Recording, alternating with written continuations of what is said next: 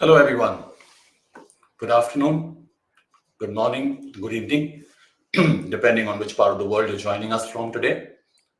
Thank you for joining this LinkedIn Live event with Es'hailSat, the Qatar satellite company. My name is Prashant, and with me today is our Executive Director of Satellite Operations, Mr. Nicholas Stefan. Hi, Nico. Hi, Prashant. Good afternoon. Hi, Good everyone. afternoon. Thank you for joining us today, Nico. And just for the sake of our viewers today, I will make a quick introduction, and then we'll get into the question and answers for the rest of the session. Sounds good. So everyone on the call and on the LinkedIn live streams, thank you for joining once again. For today, we will be speaking about excellence in satellite operations from Es'hailSat's perspective, and more specifically from the perspective of our Executive Director of Satellite Operations, Mr. Nicholas Stefan. Nicholas has been with the company for many years now and has been looking after satellite operations together with his team, based out of our 50,000 square meter teleport facility, a little outside Doha in Qatar. As you know, Es'hailSat, the Qatar satellite company, is the national satellite operator for the state of Qatar. We own and operate two satellites, Es'hailSat-1 and Es'hailSat-2, co-located at 25.5, 26 degrees east in geostationary orbit. We also operate our teleport facility, which I just mentioned, and Nico today is based and is recording or coming live rather from that particular teleport facility. Nico, would you like to take some time and maybe introduce yourself in a lot more detail, and then we will get into the question and answers. Sure, no problem. Thanks, Prashant. Yes, so I've been with Es'hailSat for more than 10 years now. Time flies. I've joined the company in 2015, where I was called by our VP Technical, Zubair Kashri, to set up the satellite operation department in the perspective of operating and controlling Es'hailSat-2 satellite from Doha. The first satellite was launched in 2013, Es'hailSat-1. That was originally CondoSat with EutelsSat, based in Paris, France. And at that time, EutelsSat had the mandate to operate the spacecraft on our behalf. Okay, so we were in a 50-50 share agreement on the CondoSat, but they were in charge of the operations. In 2015, the company asked me to join to set up the satellite operation department. So as I said, for preparing the operation of Es'hailSat-2, that was launched in end of 2018. And we took over the operation from Mitsubishi Electric in 2019. We flew Es'hailSat-2 since, so it's been 6 years now, almost 7. And in 2021, we started the repatriation of the operation of Es'hailSat-1 from EutelsSat. So the Qatar satellite company Es'hailSat purchased the entire satellite and from EutelsSat, and therefore we had to also repatriate the operation from here. So that was a big project as well for the company and for the team to actually keep operating the spacecraft while deploying a new system, keep operating Es'hailSat-2 while operating a new satellite and deploying a new system as well for this operation. And since 2022 now, just before the World Cup, we had the privilege to operate Es'hailSat-1 and Es'hailSat-2 from, as you mentioned, Prashant, the teleport here in Al Ghariya, north of Doha. Excellent. Thank you, Nico, for that lovely introduction. I mean, it amazes me every time we speak about Es'hailSat, no matter who we speak to, and we've now done 3 of these LinkedIn live sessions over the last 3 years, that there is really so much that we do, and there's so much that we've done and we continue to do. And I think not just from the perspectives you mentioned, but in terms of the expansions and the ways in which the company is growing year on year. Before we get into specific questions, would you just like to share your thoughts on what sort of is the future of the work that you're doing, let's say within the next year or two? In the next year or in the next years? As you like. Okay. Well, let's say Es'hailSat is a relatively small company when we compare to big boys in our industry, such as Intelsat or now SES, or Es'hailSat. So our resources in terms of human capital is limited, right? So we have, it's the same everywhere across the company, and it's particularly the case in our satellite operation department. So in the next year, well, we'll have challenges for sure in coping with operation and also potentially new projects coming on. So that's where it's going to be the fun as well. It's going to be fun, obviously, but it's going to be challenging as well to cope with all these at the same time, which is make our job interesting. And on the long run, I would say for the next 5 to 10 years, yes, I'm sure, like every other industry, satellite operation will change drastically with the emergence of AI, big data, and also cloud computing. So we're not sure yet where it's going, but I'm sure it will go somewhere very interesting. It will reshape our industry. It's a bit early today to know how, but I think it's a fascinating time to see how things will evolve in the coming years.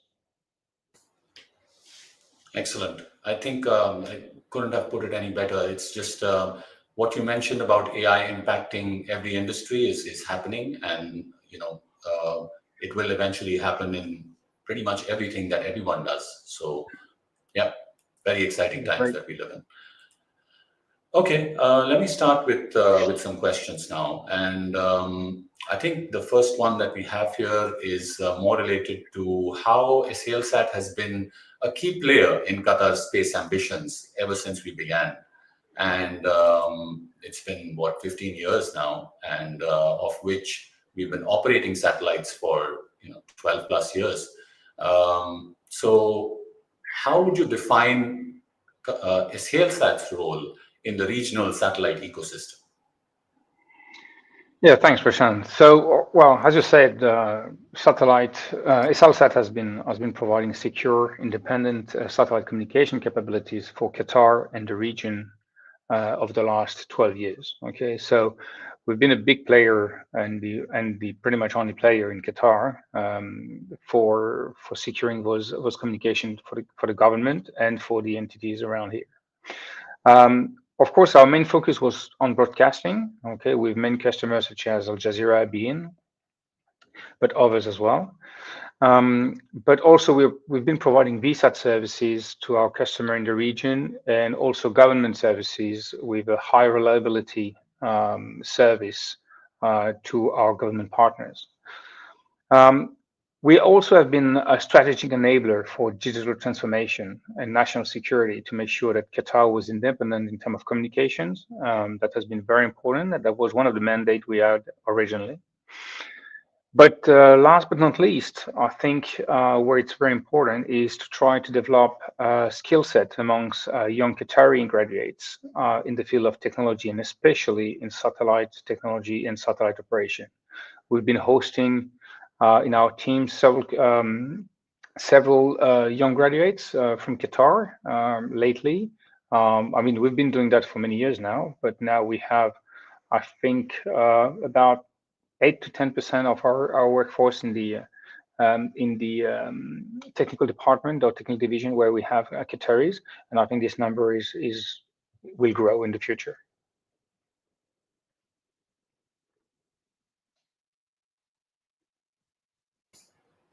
Excellent. I think that's a clear indicator, right, that Es'hailSat will continue to be, if not the focal point, but definitely a very big actor in everything that Qatar does in space. That's right. That's right. We're trying to be that focal point because this is very important for the company, but for the country as well. So we need to be to make sure that we are a strategic asset for the country. Excellent. What would you then say are the biggest operational challenges in just managing satellites in geostationary orbit today? I mean, there's a lot of talk about LEO and how that is considered new space, while geo is considered traditional space or old space, depending on who you're talking to. But the point I'm trying to make is that not just from Es'hailSat, in general, what are the challenges in managing geo satellites today? Yeah, thanks. That's an excellent question because it's becoming more and more challenging. One of the main issue that we face is Qatar being a small country. We have it's actually not a technical problem, but it's an issue that we definitely face. So Qatar being a relatively small country with a relatively small population comparing to neighbors and other countries around the world having a space program, it's very hard to find and attract the right talents in this globalized and very competitive job market. One of the issue we have is that, as you mentioned, LEO, yes, it's not only LEO, but the new space in general is actually attracting a lot of talents around the world with exciting projects and exciting things in different parts of the world. And it's true that for Qatar, it's complicated because we are not in a new space. We are in, I would say, the conventional space, I would call it. So it's hard to attract the young talents. Qatar is not also is in the Middle East, in a region, as we all know, is challenging sometimes politically. So people not knowing the region and not knowing the country may find it a bit difficult to come. Which once you know the country and the region, it is not. But we can understand from outside it's complicated to apprehend. So yes, this is the main issue that we have, is attracting the right people from the satellite job market, because we have many competitions. So if you want to bring people from North America, Europe, or Asia, then we're gonna have to face other satellite operators, other type of operation, this new industry, which is a new space that encompasses LEO and new launch systems. So yes, it is a challenge. We miss a lot of engineers, I think, in that field, and therefore companies are struggling, especially company like geo operators nowadays are a bit more struggling to attract those talents. So that's one of the main I would say challenge that we have. One other challenge is obviously mitigating risk from space debris and close approaches that we have in orbit. So that's more technical, obviously.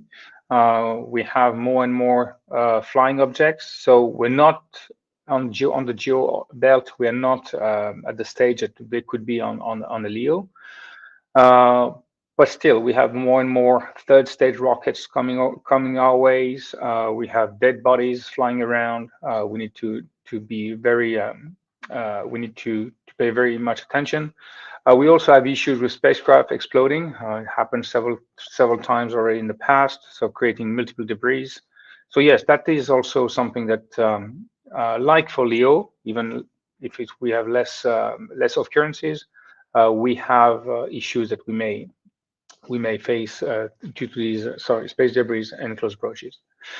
And last one, if we go back to Earth a bit more, the last aspect of the challenge is the obsolescence management of our equipment on ground.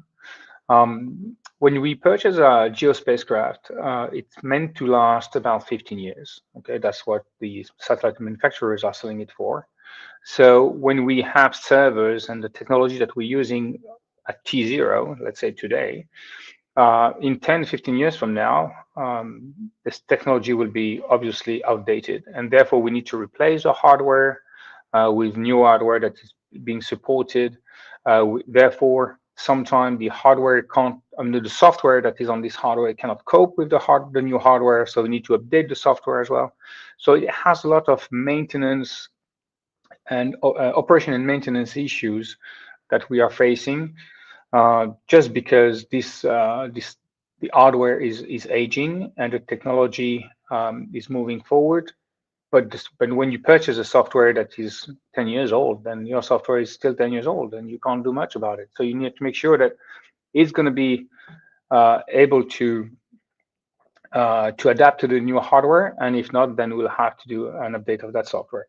So yes, this is an issue that our maintenance teams are facing, and it's a pretty big challenge when you have a lot of hardware on ground.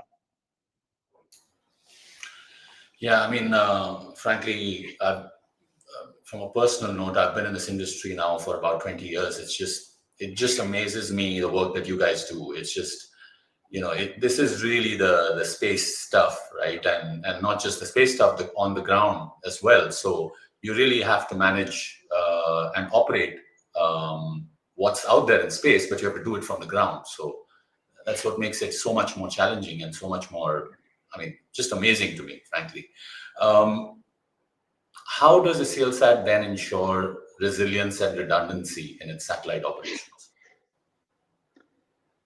Right. So we have many ways to answer that question. Well, the first and foremost, and the easiest one, obviously, is that we fly two satellites, right? Es'hailOne and Es'hailTwo, allowing us to provide service continuity to our customers. So from that perspective, if something goes wrong on one satellite, we can transfer some of the traffic to the other satellite and vice versa. So that helps our customers, obviously. We also have agreement with our partners in case something goes really, really wrong.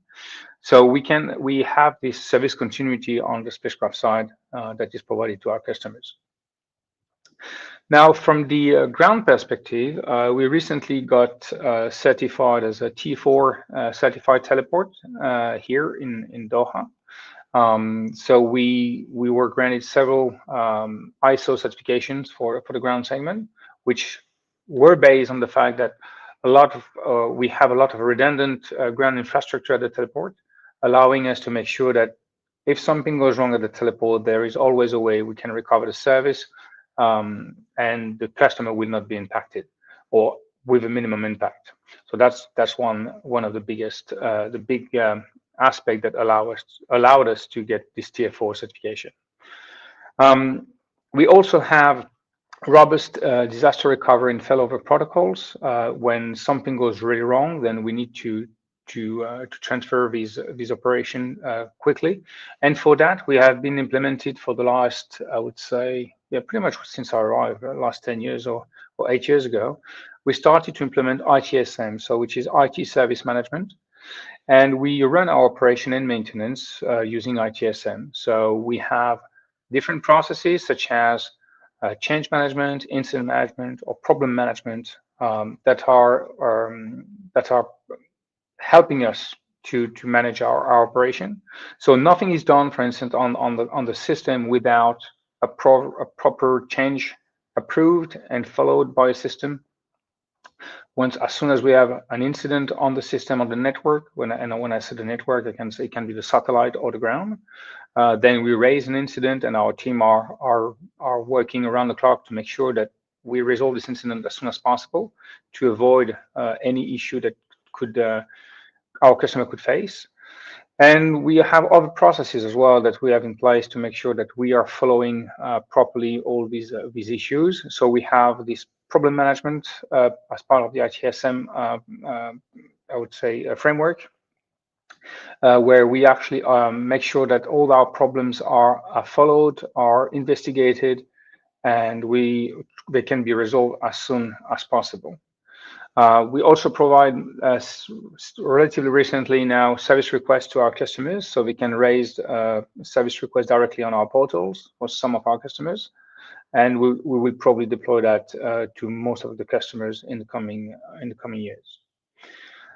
But of course, all these rely on something very important, is the staff, and therefore we need to make sure that they are trained properly. So we need to have a continuous training for our teams, and that's one of the way we actually ensure the resilience of our operation, is by continuously training our team on different aspects of the system. So in my team, which is satellite operation, we are using satellite simulators. They run per year on a regular basis to make sure that they are like a pilot, if you want, in a plane. Okay, they go for simulators to make sure that they can land on different airports. Then we do the same. We do simulation to make sure that they can run procedures in a smooth way, so we have less impact on operation if something were to go wrong. Understood. This is why it's so much of a team effort, right? There's so many people involved. I mean, not just in obtaining a certification, but just the whole process. With the increase that we are seeing in cybersecurity threats or jamming threats, how do you secure satellite operations? And I know this is, an easy question to ask in one go, and it's just so much of work to put in the back end. So please just feel free to share your thoughts on this. Sure. So as you said, there are two main aspects in this question. The first one is cybersecurity, and the other one is the jamming threats. So let's start with I would say the simple one, which is the cybersecurity, even if it's not that simple, but it is simpler than the jamming. So for the satellite operation, so I'm going to answer that question just for the satellite operation itself. So what we call the TTNC, telemetry telemetry tracking and command aspect. So which is what my team is responsible for. The first thing is we are using an encryption, an end-to-end encryption for command and control. So when we send a command to the satellite, the command is encrypted with a key, with a crypto key. And we call that ComSec, so it's called communication security. It's a very well-known protocol in the satellite industry. Pretty much everybody uses it nowadays. So it allows you to send a command to the satellite, and that will be recognized by the satellite, and only your satellite will be able to recognize a command that is sent by your ground station, because the satellite will have the key to decrypt that command. So without the key, it can't decrypt the command, and therefore can't execute it. So that's a good way to make sure that no one can, I would say, take over your spacecraft, and you are secure on that perspective. The other aspect of cybersecurity is obviously on the ground aspect, on the ground infrastructure. So most of anything that is related to, I would say, satellite operation itself, we tend to be as independent from the rest of the system. So our network are pretty much sealed and closed, so they don't really talk to each other, to the rest of the world, to, I would say, increase that security. However, we still do regular penetration testings and make sure that we are compliant with international security standards. That's what our IT engineering team is doing here at the teleport. They are conducting those tests on a regular basis, and we have many firewalls, as you can imagine, to protect our networks. So that was for the cybersecurity aspect. Now, on the jamming side, it's a bit more complicated, because jamming is not necessarily something intentional. It can also be unintentional, people having the wrong pointing of the satellite. So for those who are not very familiar with jamming, what jamming is you have a ground station on ground, and you're actually sending a signal to a satellite, but you're not authorized to do that. And if you are powerful enough, then you are we're going to create perturbation from a radio frequency level on the satellite, technically making the satellite blind to the real signal that it's supposed to receive. So that's what we call jamming. So as I said, it can be intentional and unintentional. In our case, the way we are dealing with that is we have interference mitigation protocols that are in place to using a different set of frequencies, allowing us to bypass these interferences if they were to come. Okay. So far, we were lucky enough not to have to implement that for our TTNC operations, but it could indeed happen. So we have the protocol in place. There are similar aspects for the commercial side. but I'm not going to develop now because it's more on the commercial aspect for the payload itself. But for the satellite operation, that's what we have in place right now. Excellent. Um, I'm going to take a little bit of a macro view here and ask you, how do you see the role of geostationary or geosatellites, as we call them, evolving with the rise of low Earth orbit or LEO constellations, or for that matter, MEO, medium Earth orbit constellations? For us who've been in this industry for a while, geo, LEO, MEO are phrases that we've worked with for a long time. But for geostationary satellites, we've been around much longer. Let's just face it. So, how do you see that evolving?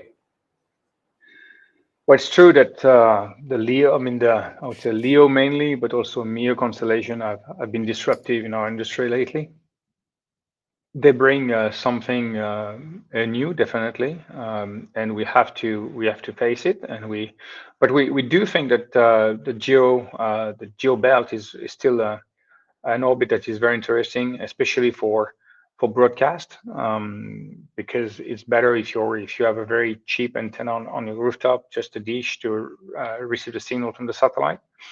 But also for high capacity tracking services, I think that's also something that is very important, that we can still be very interesting to use.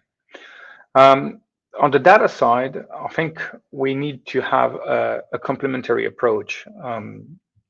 Geo for the stability of the coverage, because we are in a wide areas, and LEO for the low latency application. So I think a combination of both is something that could be the future, and that's clearly what we think will be in the coming years. I think hybrid networks strategy will dominate future connectivity models, and we need to make sure that we will be part of that game as well at Es'hailSat. I think you made a fantastic point. I mean, the way we see it, and here I speak not just as a sales side or someone who's been in the geo industry, but if I were to put an analyst hat on, which I've done in the past, multi-orbit is really the way to go. You cannot put all your eggs in one basket, right? You cannot rely on just one orbit. You have to have multiple ways to leverage the infrastructure, the reach, the not just the geographical reach, but the ability to connect with people who may not have access for one reason or the other to a LEO constellation. So really, you have to combine the best of all three worlds in this case, or all worlds available: LEO, VLEO, MEO, GEO, whatever comes up, in order to have a truly robust and reliable solution. No, I couldn't. yeah, no, that's true, Go because ahead. actually the customer at the end of the day, they request a service. They don't really mind what type of service are you providing, or what type of satellite are you using at in the background. They want just a service. So it's up to us to provide the adequate service that they're requesting for. And if it has to go through LEO, MEO, or GEO, I would say it's pretty transparent for the end user. Yeah, and why stop there? I would say whether it has to, take a fiber path at some point of time or a microwave link at some point of time. I mean, at the end of the day, everyone talks IP. So long as the data center is communicating with the edge, doesn't matter what's in the middle. That's right. We're at about the halfway mark here, and I remember seeing almost 28 or 30 people, or even more, still with us on the live session. So just going to take a moment to thank everyone who's joined in and who stayed tuned in for this session. I mean, it's wonderful to have an audience. If you would like to engage with us, please leave a comment.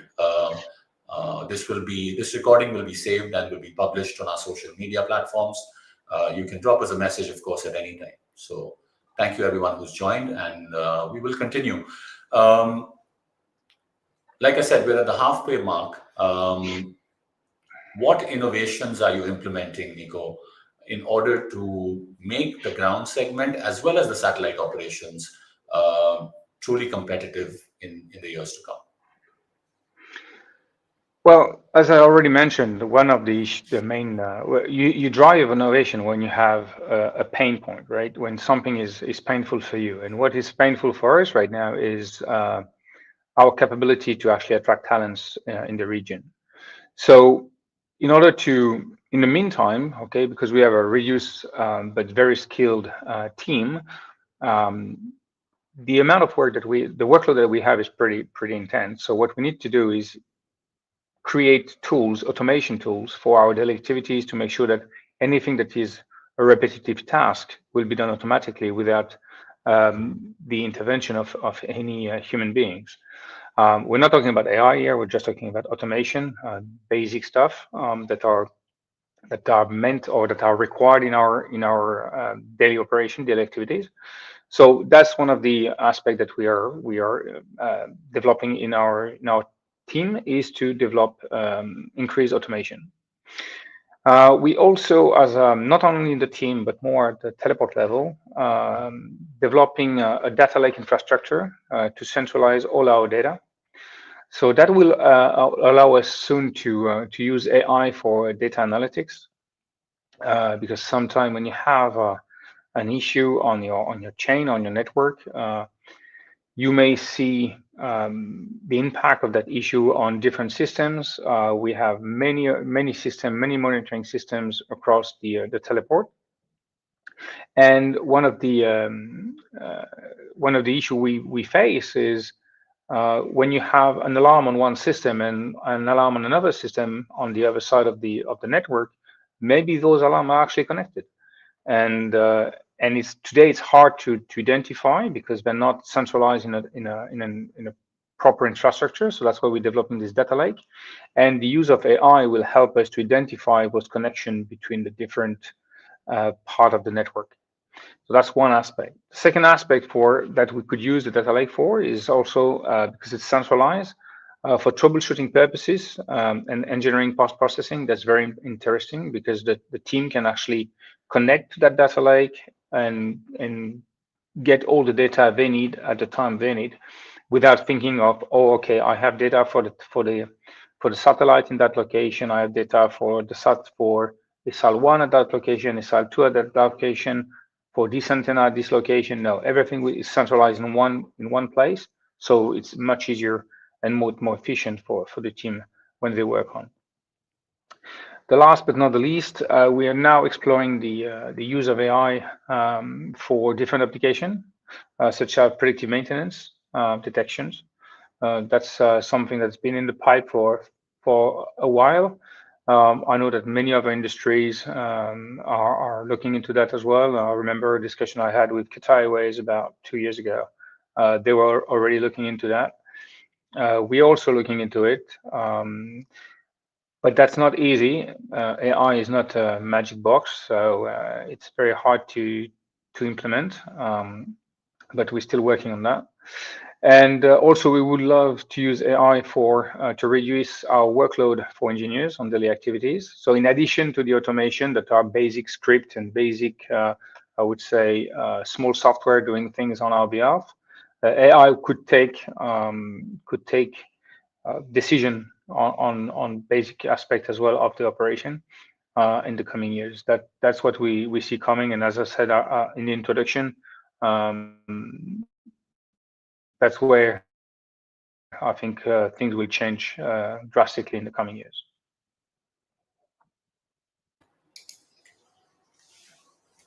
I think that I have so many thoughts that I don't want to kind of bring them up here right away. And I'm also seeing that there are some comments coming in. There are some questions specifically towards certain aspects of the discussion so far. We'll try our best to accommodate answers, but if not, we will respond to the people who have left those comments over a period of time. Moving on to the next question. How does Es'hailSat contribute to Qatar's vision, especially the National Vision 2030, but also in general for the vision beyond 2030 for space and digital sovereignty? Yes, so we're let's say getting away a bit of satellite operation, but yes, it's an important discussion, and I think we need to address it. So our place in Qatar is definitely to provide independent communication infrastructure for our government and for our defense sectors. That has been one of the main mandate that Israel had in from day one, and I think that's what we're going to keep doing for the years to come. We also support our national broadcasting companies and media companies, such as I already mentioned, beIN, Al Jazeera, but we also have Al-Qas, Qatar TV. We have many other customers from the country, and we're here to support them in developing their services. Also, we are here to develop to enable secure communications for critical sectors such as energy and finance. So we're supporting our champions here, our energy champions in the region, like Qatar Energy and also finance sectors. So that's also something that they need very secure connectivities, and when we can support them, we do our best to do that, and it's exactly what the mandate for 2030 Qatar Vision was in the first place, supporting our broadcasting companies, supporting our critical sectors in the region, and provide these independent communication infrastructure for the country. Fantastic. There's just so much happening in Qatar, not just as we speak, and what's the winter season, and in general around us, but I think in space and in the satellite sector, there is so much we can do even in the future.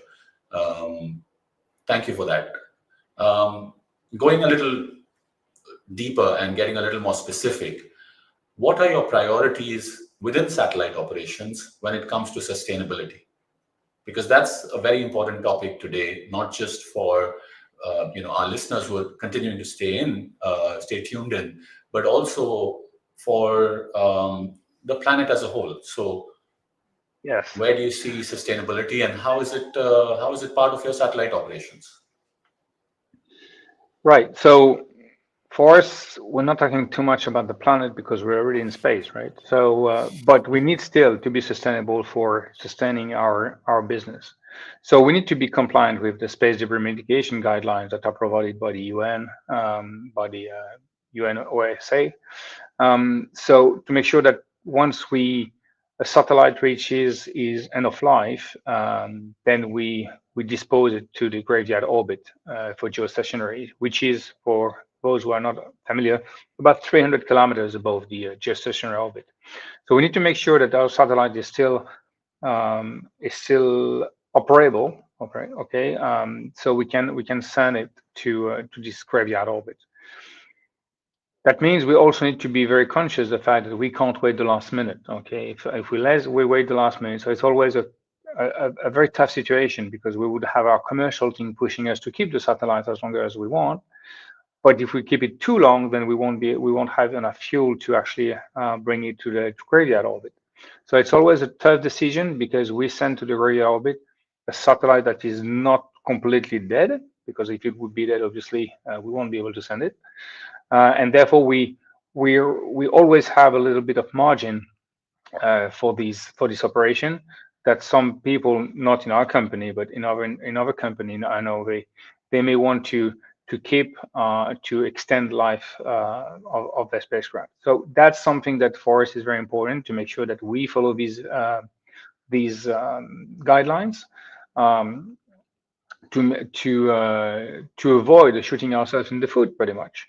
Okay, because at the end of the day, space is our I would say backbone. That's our business, and if we don't protect it, then at the end of the day, we won't have any space for our spacecraft. So as a whole industry, we should be very careful of whatever we send up there, and how we manage them when they are in orbit.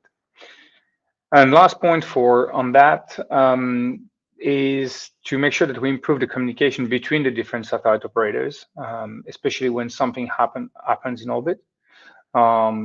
because at the end of the day, even if we are competitors, we are all in the same basket. We all share the same asset, which is the geo belt. And if we don't work together to preserve and maintain this orbit clean as much as possible, then we will all be in trouble eventually. So that's very important that we work together with all the other operators by improving the communication when something happens on one of the satellites that the neighbors should be aware of. So we try to avoid having a big impact on our geo belt that would definitely kill our business in the future.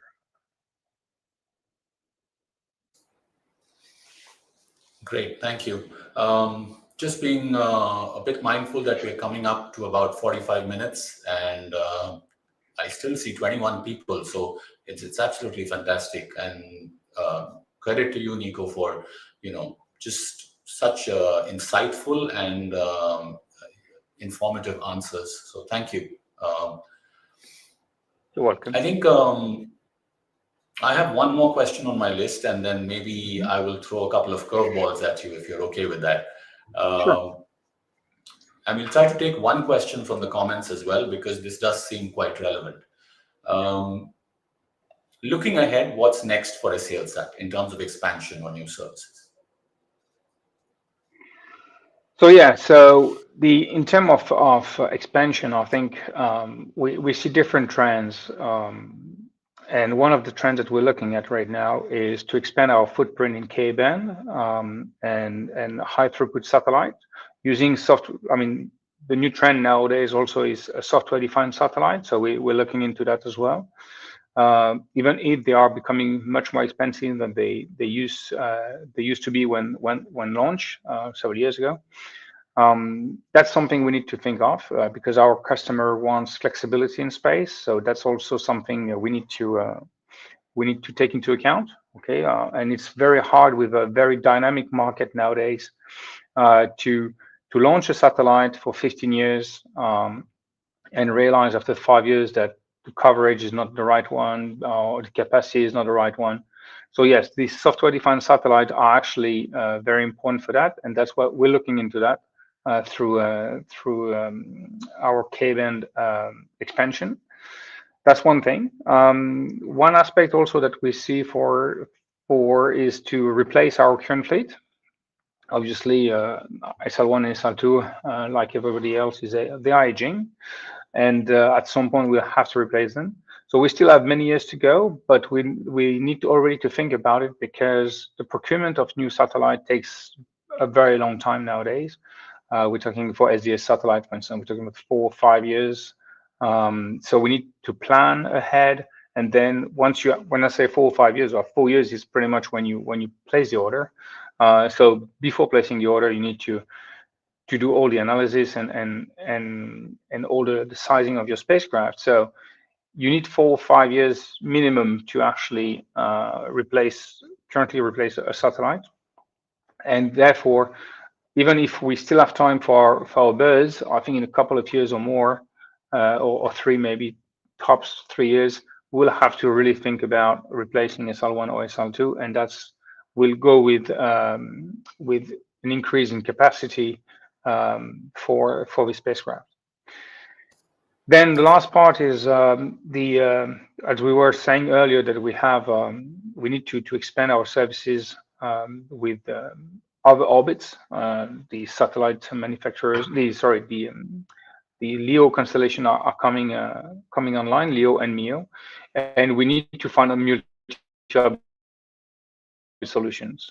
So that's we have discussions with different partners right now. Can't disclose obviously, but we're looking into that aspect as well. 2 other things that we're looking for diversification of our activities are Earth observation and IoT connectivities. That's also sectors where we are looking into, because obviously the LEO constellation are taking a good, I would say, share of the business in SATCOM nowadays, especially in data. So if we want to diversify, if we want to stay ahead, we need to diversify our services, and that's why we're looking into IoT and Earth observation as well. Thank you, Nico. See, this is why I said your responses are insightful, because you've already covered the questions that was asked in the comments, which is about software-defined satellites. And I think we are good on time as well. But I did say I would throw you a curveball, so let me just see how do I do that. Okay.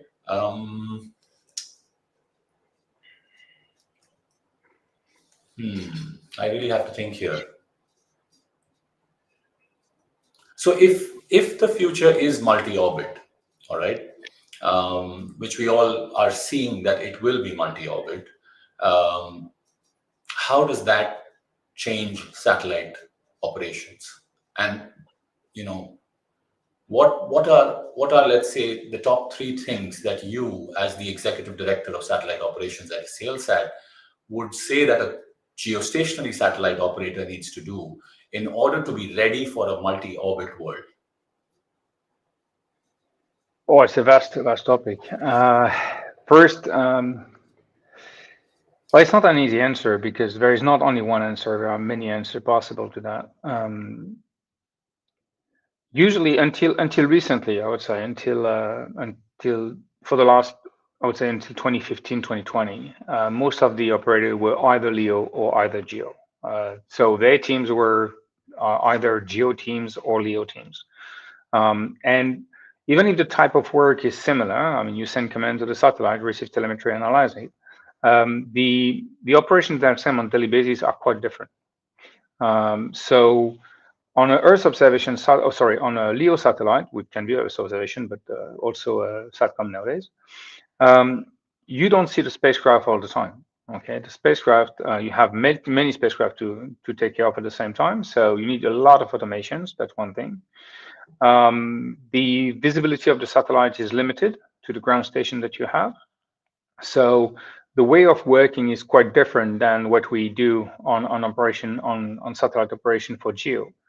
When you have a GEO bird to take care of, it's pretty, I would say, easy in a sense that the satellite is always above you. You want to send a command now, you can send a command now. There's absolutely no issue. So the mindset of the satellite engineering teams or satellite operation teams is saying, okay, we need to prepare the operation. If something comes up and we need to delay that operation, that's not a big deal. We can still do it. On the Earth observation or LEO spacecraft in general, it's quite different because you have a view, okay, a contact with the satellite that may last 10, 12, 15 minutes tops, depending obviously on the orbit you're on. You may see the satellite every hour and a half, 2 hours, 5 hours, depending also on the orbit. So the way you apprehend the operation is very different. You need to plan well ahead the operation. The telemetry is not analyzed live, but most of the time, I would say after the pass of the spacecraft. And you have to do that multiple times because if you have a constellation, then you were talking about hundreds of satellites. So I think it's a different way of operating.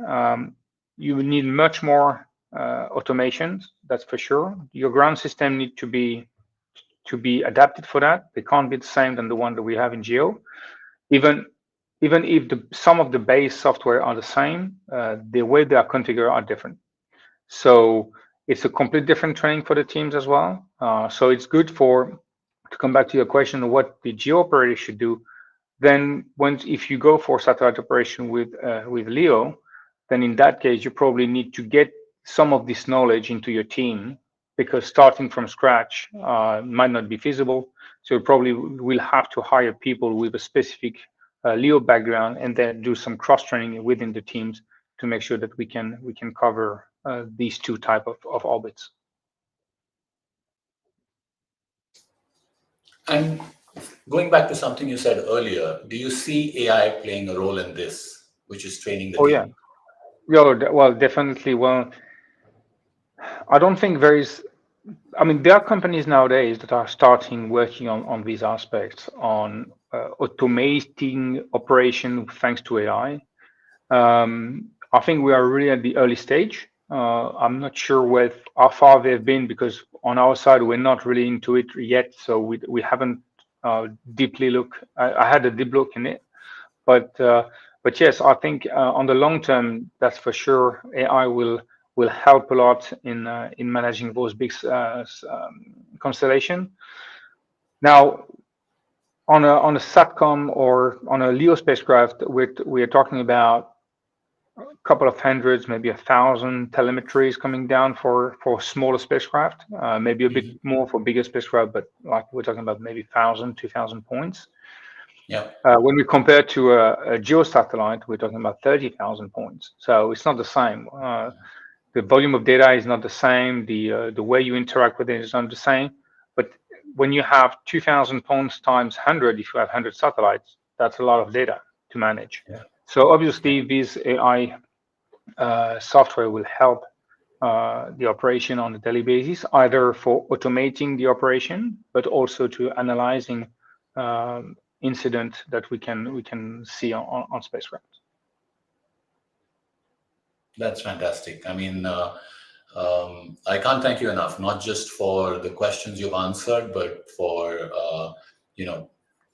sort of having the insight in terms of the questions that were left in the comments, and also sort of indulging me with these couple of curveballs that I threw at you. So thank you for that, Nico. No worries. Anytime. I think we're about at the end of an hour, and there's 23 people still listening to us. I think this is something that I've personally never experienced before. So thanks, Nico, for this. And thank you, everyone, for joining. The recording, as I said, is going to be on our socials. The only request I can make, if you like what you heard, what you saw, please share it with people that you know and people that you think might be interested in this. Of course, pretty much everyone knows how else to express their affection for anything online. So thank you. Thanks, Nico. Have a good rest of your day. And thank you very much, Krishna. And thanks, everyone, for joining today. Thank you to our listeners. And we hope to see you at the next one.